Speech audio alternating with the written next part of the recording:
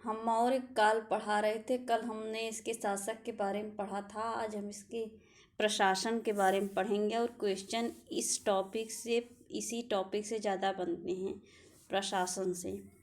Video शुरू करने से पहले एक ज़रूरी सूचना कि आप लोग पहली चीज़ तो वीडियो को पूरा देखिए और प्लस शेयर करिए, जिससे कि ज़रूरतमंद लोगों के पास पहुंच सके। बहुत मेहनत से वीडियो बनाई जाती है और यही है कि आप लोग पूरा वीडियो देखिए और टेलीग्राम चैनल को ज्वाइन कर लीजिए। और आप लोगों के लाइक जो थोड़ा बहुत देखते हैं, लगता है कि आप लोगों के लिए हेल्पफुल है तो क्यों आप लोग शेयर नहीं करते हैं। चलिए शुरू करते हैं लघु शिलालेख के बारे में। कल हम सिर्फ ऐसे देख लिए थे इंट्रोडक्शन पार्ट में, आज हम इस सबको डिटेल्स में देखेंगे। 14 शिलालेखों के मुख्य वर्ग में सम्मिलित नहीं है ये शिलालेख और इस कारण इन्हें लघु शिलालेख कहा गया। पहला रूपनाथ, ये मध्य प्रदेश, जबलपुर जिला में, गुर्जरा मध्य प्रदेश, इसमें से यही स्थान ही पूछा जाता है। सहसाराम बिहार, बब्रू राजस्थान, मास्की कर्नाटक, बब्रू में ही इनका अशोक नाम मिला है और कुछ जो इम्पोर्टेंट फैक्ट होते हैं उससे क्वेश्चन बन जाते हैं। मास्की कर्नाटका, ब्रह्मगिरी कर्नाटक, सिद्धपुर ब्रह्मगिरी में, और जटिंग रामेश्वर ब्रह्मगिरी, एरनुडी आंध्र प्रदेश के करनूल में, गोवीमठी मैसूर, पालकिरुन गोविंद मठ में, राजुल मद्दागिरी आंध्र प्रदेश में, अहरौरा उत्तर प्रदेश में। अब देखेंगे स्तंभ लेख। अशोक के कुछ लेख पाषाण स्तंभों पर उत्कीर्ण हैं, जिसके कारण ये स्तंभ लेख के नाम से प्रसिद्ध हैं। उसके दो वर्ग हैं, बृहत स्तंभ लेख और लेख स्तंभ लेख। अब देखिए बृहत स्तंभ लेख की संख्या 7 है, जो 6 भिन्न भिन्न स्थानों पर मिलते हैं। टोपरा से प्रांत स्तंभ लेख पर अशोक के 7 स्तंभ लेख उत्कीर्ण है, जबकि शेष स्थानों से प्राप्त स्तंभ लेख पर केवल 6 स्तंभ लेख उत्कीर्ण है। टोपरा से जो स्तंभ लेख पर है उसमें 7 स्तंभ लेख उत्कीर्ण है और सब में 6 स्तंभ लेख। ये सभी अशोक के शिलालेखों के परिशिष्ट हैं। अब देखिए इसमें से क्वेश्चन बहुत बनते हैं। मेरठ स्तंभ लेख, ये मेरठ में है। पहली बात, फिरोज शाह तुगलक द्वारा दिल्ली लाया गया था। उसके बाद फर्रुखसियर के शासनकाल में बारूद खाने में विस्फोट के कारण यह खंडित हो गया था और 1867 में इसे पुनर्स्थापित किया गया। तो कौन लाया था? फिरोज शाह तुगलक। बनाया कौन था? मौर्य काल में अशोक। टोपरा स्तंभ लेख, यह स्तंभ लेख टोपरा कला गांव, यमुनानगर जिला, हरियाणा में है। पहली बात, इसको भी फिरोज शाह तुगलक दिल्ली लाया था। प्रयाग स्तंभ लेख, यह कौशाम्बी में है, प्रयागराज, अकबर द्वारा इलाहाबाद में लाया गया था। अशोक द्वारा उत्कीर्ण यह स्तंभ लेख कौशाम्बी के महामात्यों के नाम से आदेश के रूप में था और इसमें यह चेतावनी दी गई थी कि यदि कोई भिक्षुणी संघ को भंग करने का प्रयास करेगी तो उसे श्वेत वस्त्र पहनाकर संघ से बाहर निकाल दिया जाएगा। लौरिया नंदनगढ़, यह कहाँ है? बिहार में। और इस स्तंभ पर मयूर का चित्र है और मौर्य और मौर्य जनपद से संबंध स्थापित करता है। लौरिया अरेराज स्तंभ लेख, यह भी बिहार में है, रामपुरवा। ये स्तंभ लेख ऐसा है कि यहाँ से 2 स्तंभ लेख मिले, एक स्तंभ लेख युक्त और दूसरा लेख विहीन। और लेख युक्त स्तंभ के शीर्ष पर सिंह की आकृति उत्कीर्ण थी, जो वर्तमान में राष्ट्रपति भवन में रखी गई है। लेख विहीन स्तंभ के शीर्ष पर वृषभ की आकृति थी और ये एकमात्र ऐसा स्तंभ था जिसके शीर्ष पर वृषभ बना हुआ था। तो ये हमने देखा। अब हम देखेंगे लघु स्तंभ लेख। रुक्मिणी देवी स्तंभ लेख, यह सबसे छोटा स्तंभ लेख है और जिसका विषय आर्थिक था, इसलिए इसे आर्थिक अभिलेख भी कहा जाता है। तो ये इम्पोर्टेंट फैक्ट हैं। इसमें अशोक द्वारा रुक्मिणी देवी की धर्म यात्रा का वर्णन है और इससे बुद्ध के जन्म का पता लगता है, इसीलिए इसके क्वेश्चन से बहुत इसमें रुक्मिणी देवी जो स्तंभ लेख है, इसीलिए इससे क्वेश्चन बहुत बनते हैं। इससे पता चलता है कि बुद्ध का जन्म लुम्बिनी में हुआ था। और निगाली सागर स्तंभ लेख, ये स्मारक स्तंभ लेख है। इसमें क्या हुआ था, अशोक ने यहाँ की यात्रा की और कनकपुरी के स्तूप का परिवर्धन कराए। सांची स्तंभ लेख, इसमें क्या हुआ कि भिक्षुणी संघ को भंग करेगी तो श्वेत वस्त्र पहनाकर उसे बाहर निकाल दिया जाएगा। सारनाथ स्तंभ लेख, ये महामात्रों को संघ भेद रोकने का आदेश देती है। कौशाम्बी ये क्या करती है कि अशोक की दूसरी पत्नी कारुबाकी, जो कि तीवर की माता थी, बौद्ध धर्म को प्रदान दान का उल्लेख है और इसे रानी का अभिलेख कहा जाता है। ये बहुत बार क्वेश्चन बना है कि रानी का अभिलेख कौन सा है, तो कौशाम्बी। अब देखिए ये क्वेश्चन भी बहुत बनते हैं कि राज्याभिषेक के किस कौन से वर्ष में क्या हुआ, तो कश्मीर एवं खोतान विजय 7वें वर्ष, कलिंग पर विजय 9वें वर्ष, बोध गया की प्रथम यात्रा 10वें वर्ष, प्रथम लघु शिलालेख प्रतिस्थापित 11वें वर्ष, सुदामा गुफा अपने राज्याभिषेक के 12वें वर्ष स्थापित किया, राजकों की नियुक्ति 13वें वर्ष, धम्म महामात्र नामक नए अधिकारी की नियुक्ति 14वें वर्ष, लुम्बिनी की धर्म यात्रा 20वें वर्ष, स्तंभ लेखों का प्रसारण 28वें वर्ष, अशोक की मृत्यु अपने राज्याभिषेक का 38वें वर्ष हुई। अब देखिए अभी बोध गया आया ना, तो अशोक ने यात्राओं का जो क्रम है ये बहुत आता है। तो सबसे पहले आए गया, उसके बाद कुशीनगर, तब लुम्बिनी, तब कपिलवस्तु, तब सारनाथ, तब श्रावस्ती। अपने राज्याभिषेक के 10वें वर्ष बोध गया की यात्रा की थी। अब हम देखेंगे इनके प्रमुख अधिकारी, इससे भी बहुत क्वेश्चन बनते हैं। अमात्य क्या थे, योग्य अधिकारियों का समूह। अग्रामात्य क्या थे, प्रधानमंत्री का पद। महामात्य क्या थे, प्रमुख अमात्य, नगरों का अधिकारी। प्रदेष्टा बहुत बार क्वेश्चन बना है, मंडल का प्रमुख या प्रधान अधिकारी। एस्ट्रोनोमोई, नगर का अधिकारी। रूप दशक, सिक्कों की जांच करता प्रधान अधिकारी। संवारिक, टकसाल का प्रमुख अधिकारी।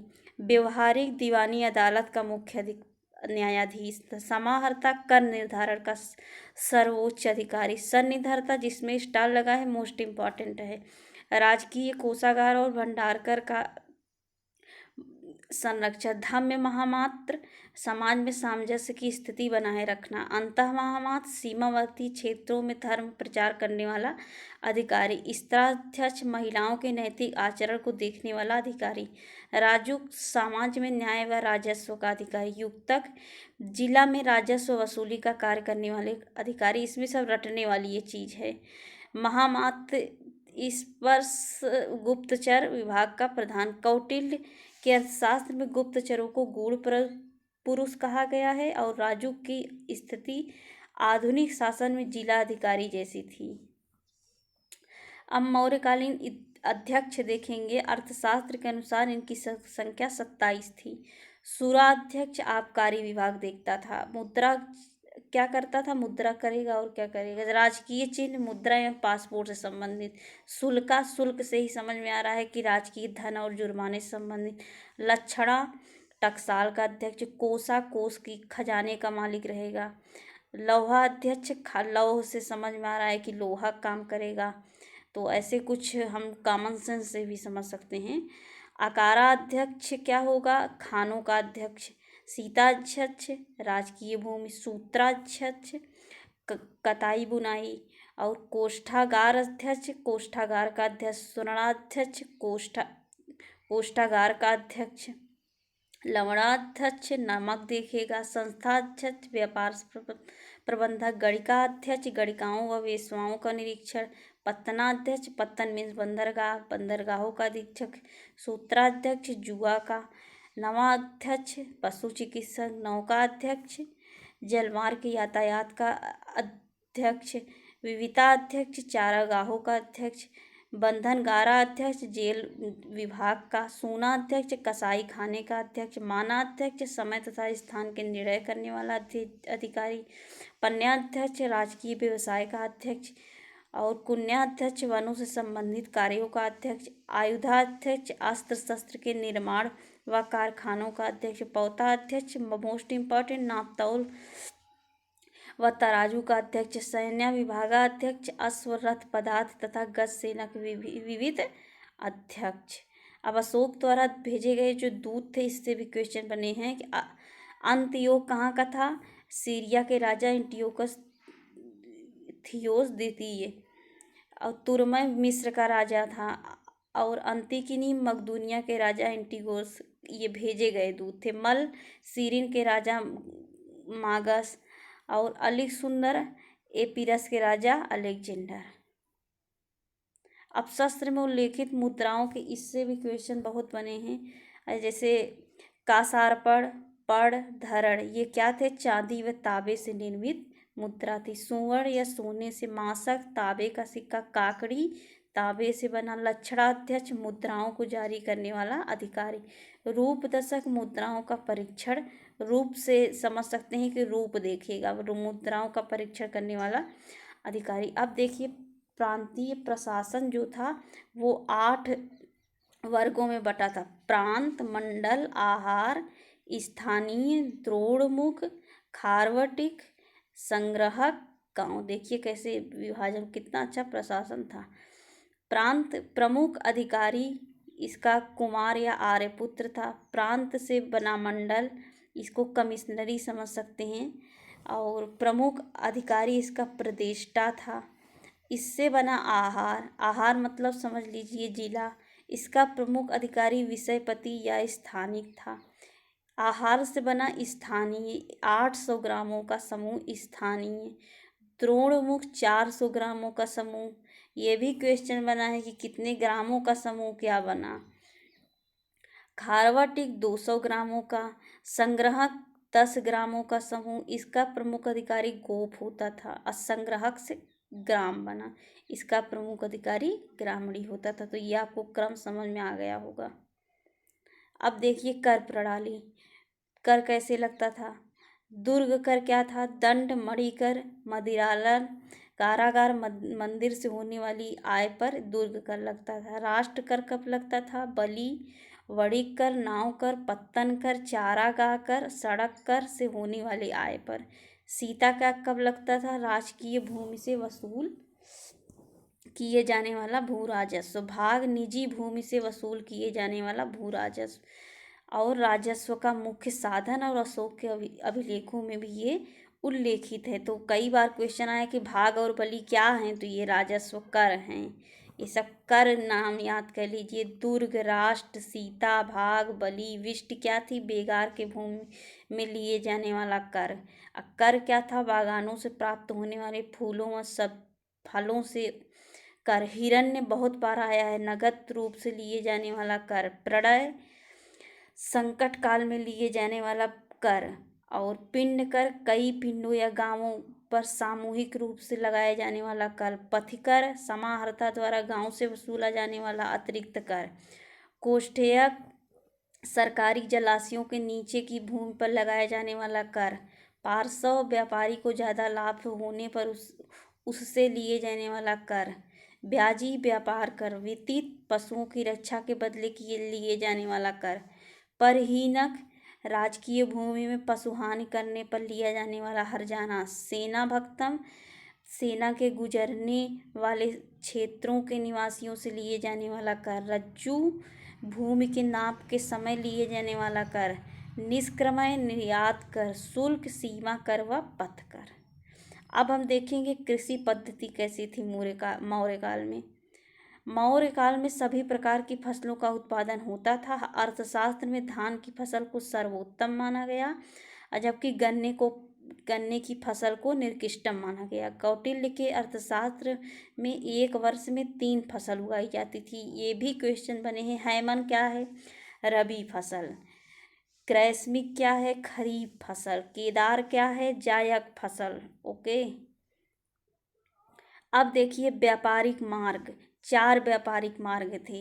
इसमें हमको देखना है कि पहला मार्ग क्या था, कहाँ तक जाता था।